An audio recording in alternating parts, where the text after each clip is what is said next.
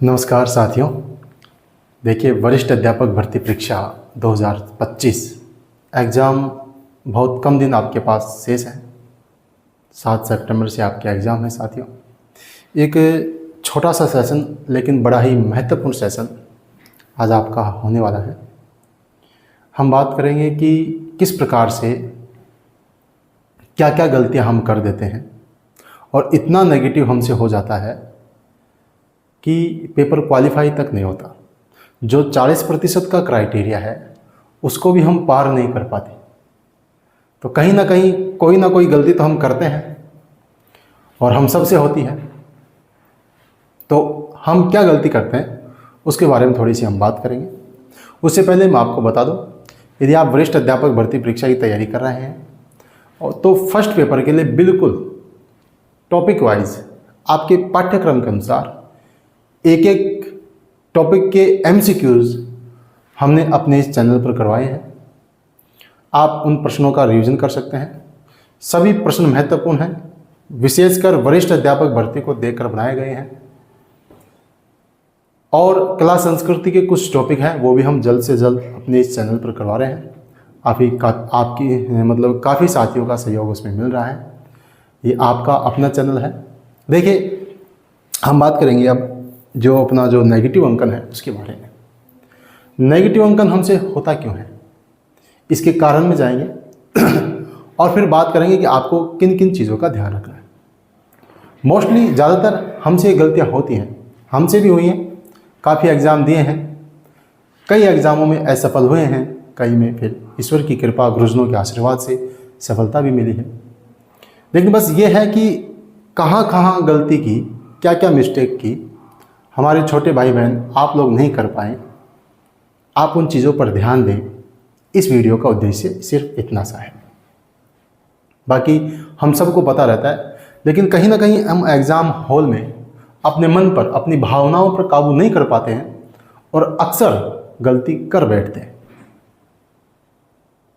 तो सबसे पहली बात तो कि हम नेगेटिव अंकन करते कैसे हैं, उसका मुख्य कारण यह है साथियों कि हम पहले से एक मानसिक सोच ये बना लेते हैं कि मुझे इतना स्कोर करना है।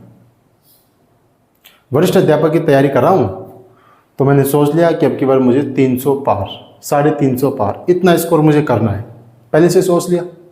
अब आप तैयारी स्टार्ट की आपने, जब आपने सोच लिया कोई बात नहीं, जब तो जोश होना ही चाहिए, तैयारी करनी ही चाहिए हमें, ये सोच के कि मुझे बहुत अच्छा स्कोर करना है, उसमें बिल्कुल भी गलत नहीं है।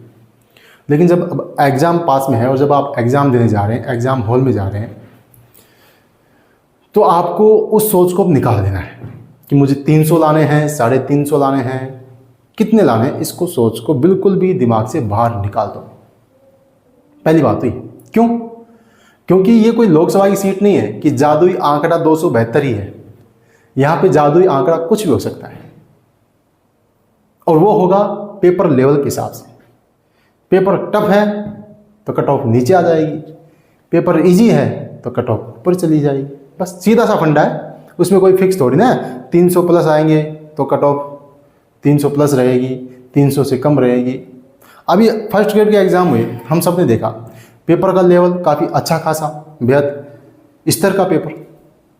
अब जिसने पहले से सोच रखा कि भाई मुझे फर्स्ट पेपर में 55 क्वेश्चन करने हैं कटपिट के, 75 में से 60 करने हैं, 50 करने हैं। अब उन्होंने वहाँ जाके क्वेश्चन किए, हो रहे हैं 30, 35, 40, तो वो ज़्यादा रिस्क ले रहे हैं और क्वेश्चन ज़्यादा अटैम्प्ट कर रहे हैं। कोई 60 कर रहा है, कोई 55 कर रहा है। उसका नतीजा क्या हुआ? फर्स्ट पेपर में ही डिस्क्वालीफाई हो गए। 40% क्राइटेरिया पार नहीं कर पाए। सबसे बड़ी कमी ये है।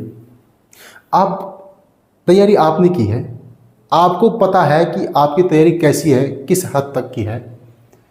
तो जब आप एग्ज़ाम में क्वेश्चन अटैम्प्ट कर रहे हैं उस समय आपको पता तो लग रहा होगा कि पेपर कठिन है, इजी है, कैसा है। तो उस हिसाब से करो ना यार। आपको नहीं आ रहे, बहुत कठिन सवाल है तो किसको आ रहे हैं? तो सबसे पहला उद्देश्य तो उस समय ये होना चाहिए कि हम 40% के क्राइटेरिया को पार कर जाएं। सबसे महत्वपूर्ण बात तो ये है। फर्स्ट पेपर में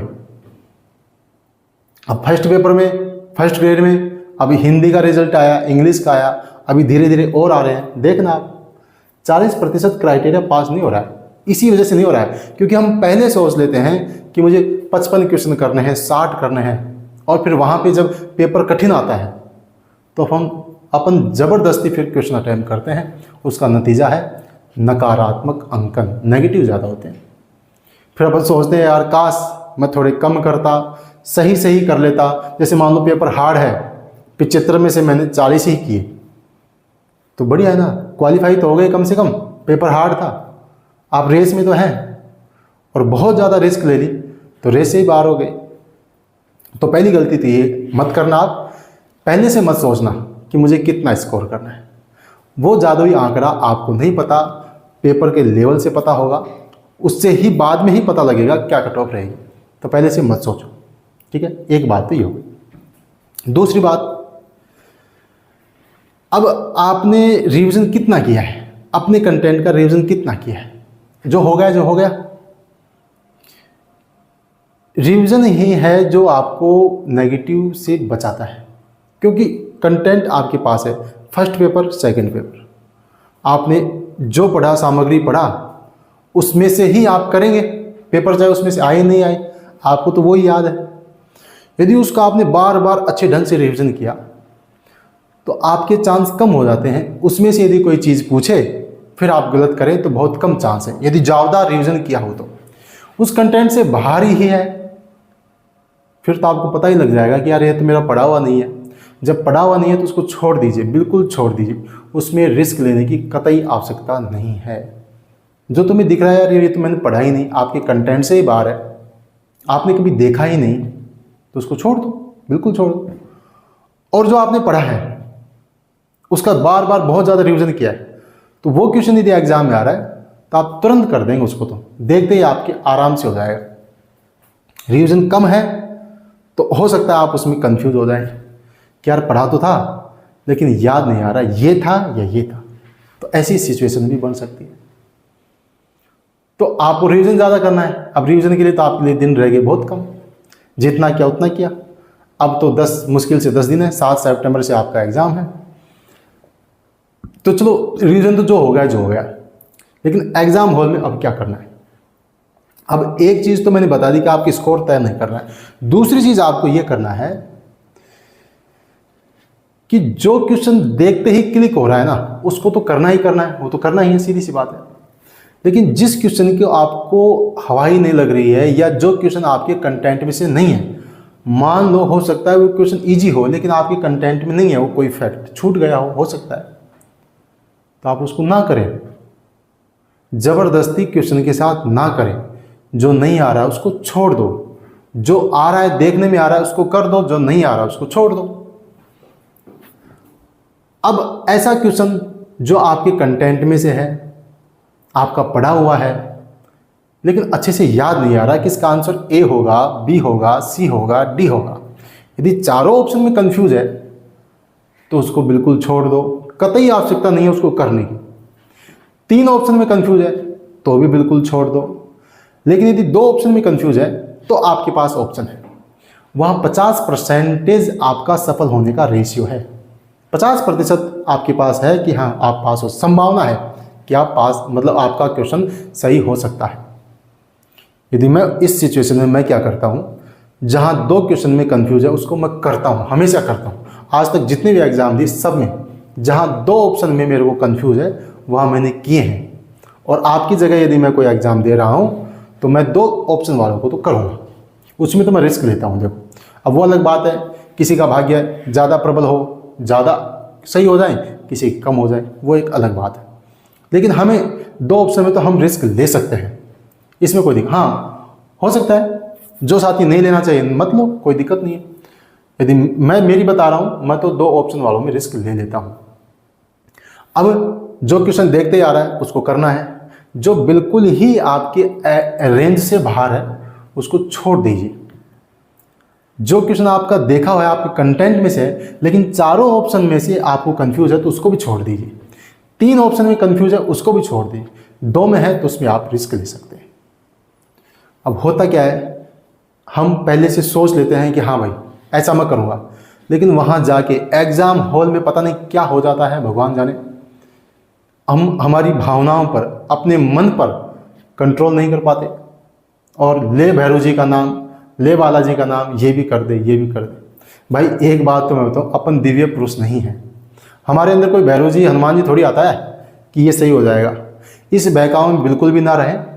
और जो बिल्कुल जो विशुद्ध तुक्का होता है ना, विशुद्ध तुक्का कि बस आंख बंद करके तुक्का, वो तो बिल्कुल नहीं मारना है।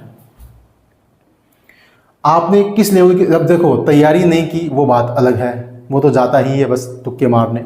यदि आपने तैयारी की है, मेहनत की है, तो अपने कंटेंट में से जो आ रहा है उसको कीजिए। जहाँ 2 ऑप्शन में कंफ्यूज है उसको भी कीजिए, उसमें भी रिस्क लीजिए, उसमें भी आप ईश्वर का नाम ले लीजिए, कोई दिक्कत नहीं। लेकिन जो क्वेश्चन आपकी रेंज में ही नहीं है उसको तो यदि आप कर रहे हैं तो फिर वो सबसे बड़ी मूर्खता है, वो नहीं करना है। उस समय आपको अपनी भावनाओं पर, अपने मन पर कंट्रोल रखना है कि आप कोई दिव्य पुरुष नहीं है जो आप सोचेंगे वही आंसर हो जाएगा। इस बात को गांठ बांध लेना है। अरे नहीं नहीं, ये हो सकता है, क्यों भैरव जी आ रहा है, हनुमान जी आ रहा है तेरे अंदर, कैसे हो सकता है इसका आंसर है? नहीं, जो आपने देखा ही नहीं है ना साथियों, उसको नहीं करना है। बस गलती हम यही करते हैं, भावनाओं में बह जाते हैं, यार मैंने तो बहुत कम क्वेश्चन किए हैं, ये भी सही हो सकता है, ये भी सही हो सकता है, ये भी सही हो सकता है। ऐसा नहीं होगा। या तो आप 2-3 एग्जाम ऐसा कर लो, तुक्के मार मार के दे लो, पता लग जाएगा कि तुक्कों से सिलेक्शन होता है क्या। तुक्के भी होते हैं, लिमिट के होते हैं। जैसे 2 ऑप्शन में कंफ्यूज है, वहाँ हम रिस्क ले लेते हैं। वो एक होता है आंख बंद करके क्वेश्चन देखा ही नहीं, फिर कह रहे हैं शायद मेरा पढ़ा हुआ था, शायद मुझे आता था। शायद क्या है भाई, जब मेरे कंटेंट में है ही नहीं, जब बिल्कुल भी याद नहीं आ रहा तो उसको बिल्कुल भी मत छेड़ो ना, छेड़ो ही मत।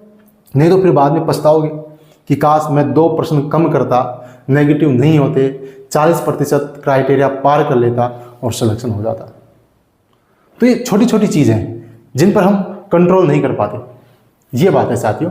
तो आप, उम्मीद है ये गलती एग्जाम में नहीं करेंगे। 10 दिन आपके पास है, अच्छे से जो कंटेंट बच गया उसका रिवीजन करें, ज़्यादा से ज़्यादा रिवीजन करें। रिवीजन ही है जो आपको नेगेटिव से बचाएगा। हो सके जितना और पढ़ लीजिए, बाकी फिर अपने मन को, अपनी भावनाओं पर आपको काबू पाना है और बिल्कुल निश्चय करना है कि मुझे तुक्का नहीं मारना, विशुद्ध तुक्का बिल्कुल नहीं मारना है। जो आ रहा है उसको कीजिए, जहाँ 2 में कंफ्यूज है उसमें आप रिस्क ले लीजिए, आराम से, कोई दिक्कत नहीं है। लेकिन उस समय बिल्कुल जैसे एक बार आप पूरा पेपर को हल करने के बाद में वो क्वेश्चन देखें जहाँ आपको मतलब 2-2 ऑप्शन में कंफ्यूज है, उसमें आप रिस्क ले लें, उसको आराम से पढ़ लें, टाइम ले लें। लेकिन जहाँ बहुत ज़्यादा ऑप्शन में कंफ्यूज है, 2 से ज़्यादा में, उसको न छेड़ें, उसमें ही हमारा हित है। तो ठीक है साथियों, ये अपना एक छोटा सा सेशन था, आपका समय बर्बाद किया, बहुत कीमती समय है। लेकिन ये जो जानकारी भी बहुत ही महत्वपूर्ण है, क्योंकि हम अक्सर गलतियां करते हैं, इसलिए मुझे ये बताने के लिए आना पड़ा। बाकी आपकी तैयारी अच्छी चल रही होगी ऐसी मेरी उम्मीद है। और आप फर्स्ट पेपर के MCQ यदि निकाल रहे हैं तो हम प्लेलिस्ट बना रखी है, आपको प्लेलिस्ट मिल जाएगी, उसमें टॉपिक वाइज पाठ्यक्रम के अनुसार आप क्वेश्चन निकालें। ठीक है, मिलते हैं नए वीडियो में नए टॉपिक के साथ। तब तक के लिए जय हिंद, जय भारत।